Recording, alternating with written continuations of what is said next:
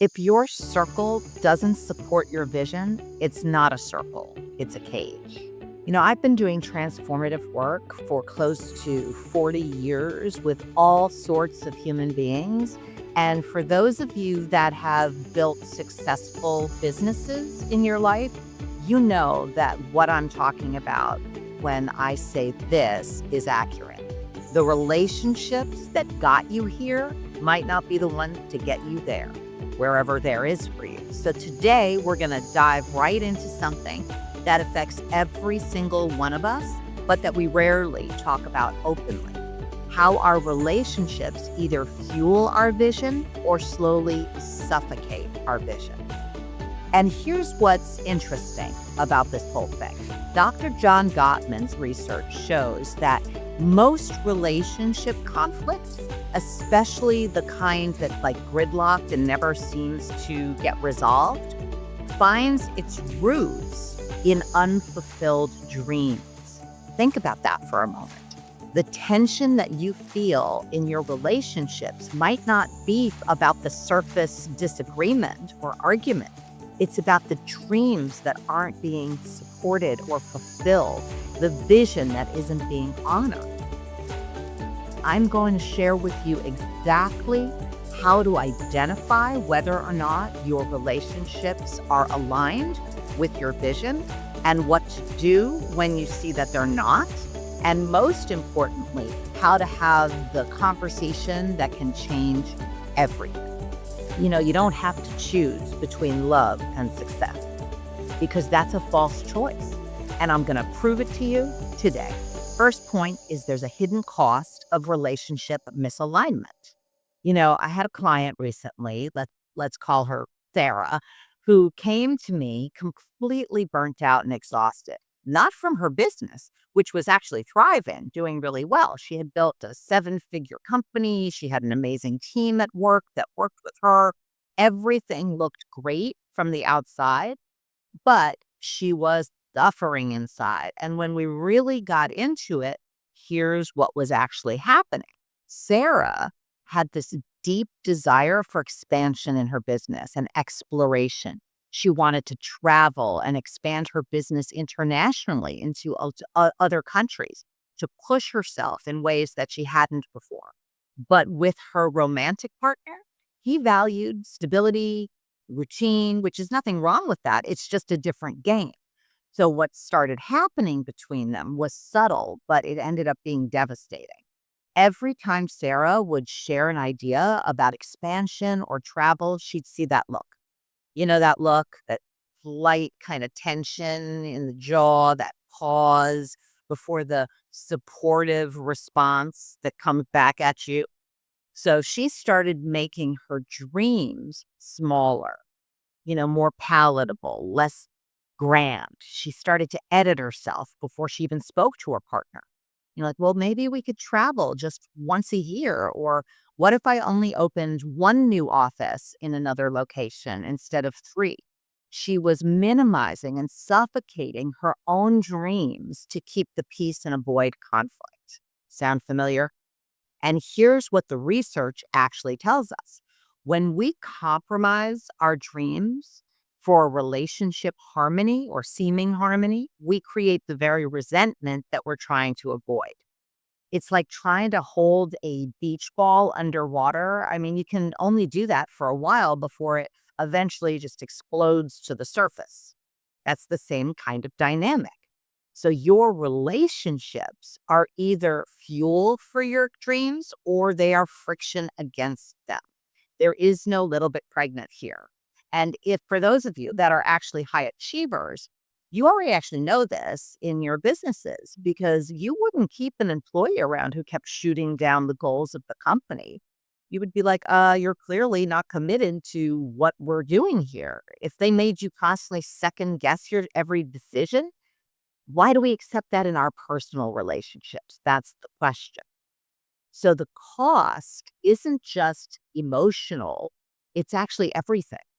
It's the business opportunities that you miss. You don't pursue them because it's going to cause some sort of tension at home. It's the version of yourself that you never actually develop yourself to be because you're too busy managing everyone else's comfort level, their comfort zones.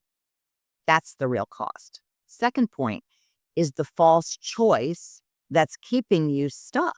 So here's where Sarah's situation gets kind of interesting. She came to me, convinced that she had two options. She could either suppress her dreams, make them smaller, or end her relationship, black and white, right? All or nothing. And this is the biggest lie we tell ourselves in the situation, that we have to choose between our dreams and our relationships. Not so. See, I see this with a lot of my high performing clients all the time. They've been indoctrinated or conditioned to think in terms of trade offs. Success means sacrifice. That's kind of like a limiting belief we have, right? Wrong. That's scarcity thinking, and it is keeping you stuck. It is not necessary. So I asked Sarah a different question. Okay. What if the problem isn't your relationship? What if it's that you've never actually shared your real vision?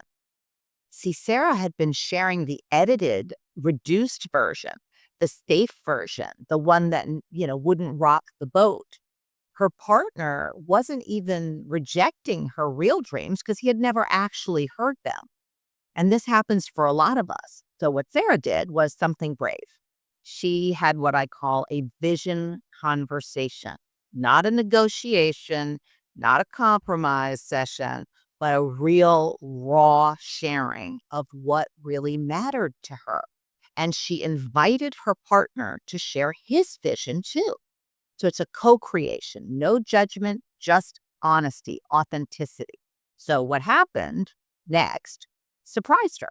Her partner didn't need to become, like an entrepreneur and be committed to what she was committed to. He didn't need to want the same things.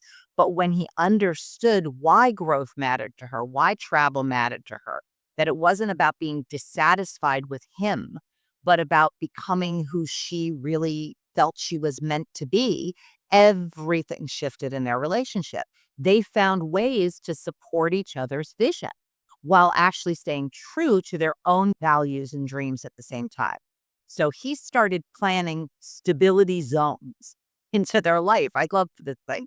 Times and spaces where their routine was sacred. And she started an adventure fund specifically for her growth experiences, travel experiences. They weren't identical, they were aligned. And that's the key. You don't have to have the same dreams. You just have to be aligned in what you're creating. And by the way, if you are realizing for yourself in this conversation that some of your relationships might not be supporting your vision or your dreams the way they could, and you want to get some help navigating those conversations, I work with people to do that all the time. And if you are interested in finding out more, click the link to book a call with me and we can discuss how I could support your success and fulfillment. There's a link in the description if you want to explore more what that could look like for you. Point 3, the 3-question relationship audit. This is key. So let me give you a process, something practical that you can actually use starting today. I call it the 3-question relationship audit. And every relationship in your life should pass this test. Question 1, does this relationship uplift and support my dreams? Or does it consistently hold me back? And I want you to be honest about this, not about their intentions. I am sure the people in your life have all the best intentions. They mean well. This is about the actual impact. When you leave their presence, are you feeling more energized about your vision and your dreams? Or are you more doubtful? Are you dragged down? Question 2, can I openly express my goals and dreams and values without feeling judged or dismissed? This isn't about agreement. It's about acceptance. Can you say, I want to build $100 million business and not feel judged or immediately having them list all the reasons why that's not possible. That's a key question.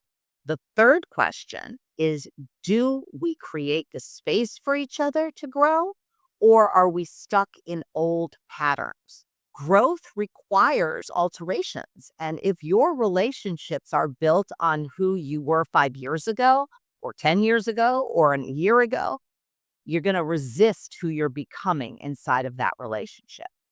So let me tell you about another person that I worked with. His name was Mark, and he's another client of mine, creative entrepreneur, brilliant, actually, incredible mind, surrounded by friends who played it safe. They were good people. They loved him, but every time he would share a big idea, the response was, predictable from them. That's really risky. Are you sure that's a good idea? You might want to stay a little bit more in your comfort zone. What if it doesn't work? Hmm. Mark realized that it was actually a pretty powerful thing. He could still care about these people, these friends, while also surrounding himself with people who actually believed in big ideas and were acting on big ideas. He didn't have to cut anyone off. He just expanded his circle. He started attending mastermind groups and connected with other entrepreneurs that were actually up to impacting their businesses. And here's what happened. His confidence skyrocketed. His business exploded. And interestingly, some of his old friends started actually getting curious about what he was starting to create and accomplish. See, your network of people should reflect your ambition, not your comfort zone. The research on this is actually really clear.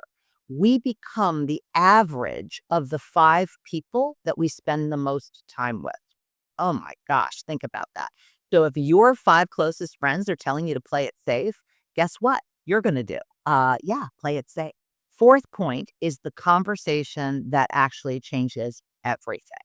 So how do you actually have these conversations with people? Because I know some of you are thinking, this is sounds really great, Jocelyn, except my partner or my friends would freak out if I started to bring this up. I understand. So let me offer you this. Here's the framework. And this has worked for hundreds of my clients. So this actually works. First, you share your vision authentically, not the watered down version that you're trying to play it safe with, the real one, the one that scares you a little bit, scares you to say out loud. Second, you listen to their vision without judgment, even if it's like completely different than yours and you don't even see it possible. Third, you find the intersection where both of you can actually be aligned and thrive. Most relationship problems are actually communication problems in disguise as relationship problems. We're so busy protecting each other's feelings or protecting ourselves that we never actually share authentically. But here's what I've learned after close to 40 years of coaching people. The people who actually belong in your circle, in your life, will rise to meet your vision, not have you shrink it. You never know how people are taking what you say. My husband and I share our goals and dreams almost daily. And in the last 31 and a half years, we have had 5 fights. 5 fights. Some of you had 5 fights this morning. Insane, right? But it's not a magical potion. It's that we are constantly in authentic communication with each other about what we truly want. It's not about even having the same dreams because we don't. It's about supporting each other's vision, supporting each other's dream. The people who truly belong in your life will celebrate your vision. They will not just tolerate it, they'll celebrate it. And then they'll find ways to support you. They won't, talk about how it's not possible. They will contribute to your growth, not stifle it. They're not going to be threatened by it. So, here's what we've uncovered today in this episode. The choice between relationships and vision is fate, okay? You do not have to choose. You can have it all. You don't have to decide between them. You have to include them both and design conversations that actually create space for your vision in those relationships, as well as their vision. Choose conversations that reveal rather than hide, and surround yourself with people who not only see your potential, but see their potential. If they're stuck in their limitations, they're going to reflect that on you. So now you have permission. I have given you permission to stop making yourself smaller for other people's comfort zone. Your vision matters, and the right relationships will support them. So they won't suppress them, they'll support them. But here's what we haven't really delved into yet.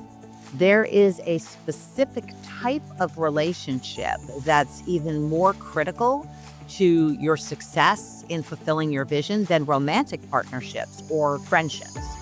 It's the actual relationship that determines whether or not you are going to achieve your vision or just keep dreaming about it and chasing it. And most high achievers are sabotaging this constantly without even knowing it. It's a blind spot for people. So if you want to discover more about how to live your dreams, not chase them or sabotage them, watch the next video, go deeper into the world of being unmessable with.